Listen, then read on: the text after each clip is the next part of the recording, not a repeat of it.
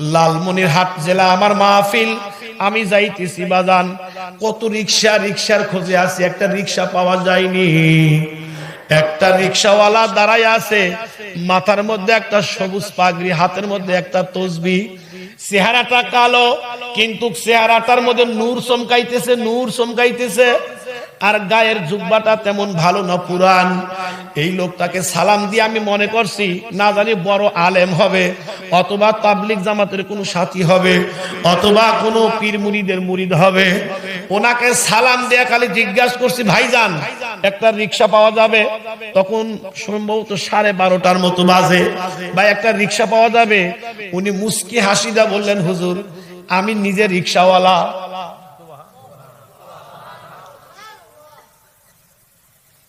আশ্চর্য, কয় কি রিক্সাওয়ালা এত সুন্দর হইতে পারে? যাব আদিত মারিতে মেশিন মোড় থেকে, আমি ভাড়া মিটাইলাম না, সুন্নাত, কিন্তু আমার দিলের ইচ্ছা আছে যে ভাড়া যাই হোক লোকটা পছন্দ, আমি 500 টাকার একটা নোট দেব। এ ভাই অনুরোধ করি, কোন রিক্সাওয়ালাকে ভাড়া নিয়ে গালি দিবেন না। দোয়া শুধু আমার কাছে নাই, দোয়া রিক্সাওয়ালার কাছেও আছে, দোয়া বেয়ানালার কাছেও আছে। ওকে 5টা টাকা বেশি দিয়েন, ওকে 10টা টাকা বেশি দিয়েন, আল্লাহর আরশ কেঁপে উঠবে, দিয়েন। হে মুসলমান ভাইরা আমার, আমি বললাম আদিত মারিতে যাব, আমাকে একটু নিয়ে যান। এই রিক্সাওয়ালা রিক্সা চালাইতেছে, আল্লাহর কি কাম, কিছু দূরে গিয়া জোহরের আজান। এখন আমারে কয় কি জানেন, যেই মাত্র আজান অমনি ব্রেক। হুজুর একটা কথা বলি, কিছু মনে করবেন না?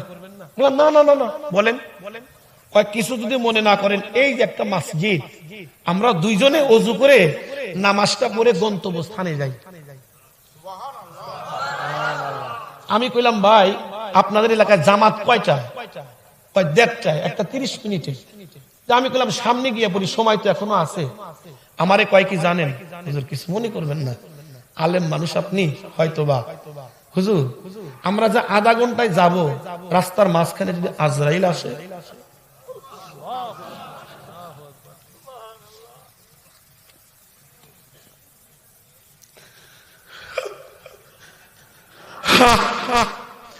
তখন আমার নিজেকে এত লজ্জা মনে হইল, আমি নিজেকে ধিক্কার দিলাম। ও মাওলানা সাইফি, কিসের আলেম তুই?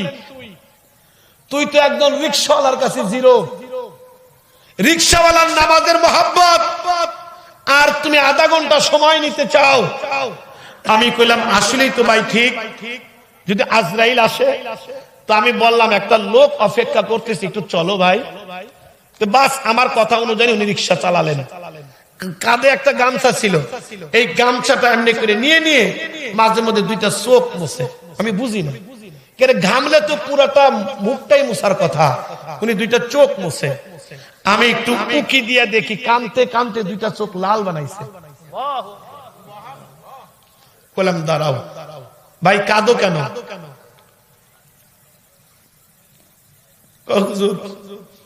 গরিব হইতে পারি, আল্লাহর ঘরে আজান হলে দেল আর টেকে না, আল্লাহর ঘরে না যাওয়া পর্যন্ত। চিন্তা করলাম আল্লাহর আশেকরে কষ্ট দিচ্ছি আমি, তাড়াতাড়ি চলো আমরা জামাত করি। ওযু করে জামাতে নামাজ পড়ে আমারে কয়, হুজুর কিছু মনে না করলে 1 কাপ চা খাওয়াবো। আমি চিন্তা করলাম একটা জুতার বাড়ি খাইলাম, না জানি আমাকে আবার কোন বাড়ি দিবে, কিন্তু ওর কাছে আমি শিখতেছি বাবা, আলেম হইলে যে শেখা শেষ তা না, শেখার অনেক কিছু আছে। আমাকে চা খাওয়াইতেছেন, হুজুর একটা কথা জিগাই। চিন্তা করলাম আবার কোন ভুল। জি ভাই বলেন। আপনি কি আল্লাহর নবীকে দেখেছেন? আর একটু জোরে কর। একজন রিক্সাওয়ালা, তার কাছে নবীর খবর আছে। কিসের মানুষ হইলাম?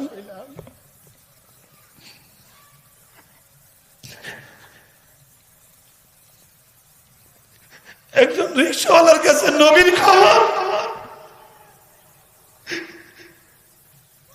আপনি কি নবী দেখছেন?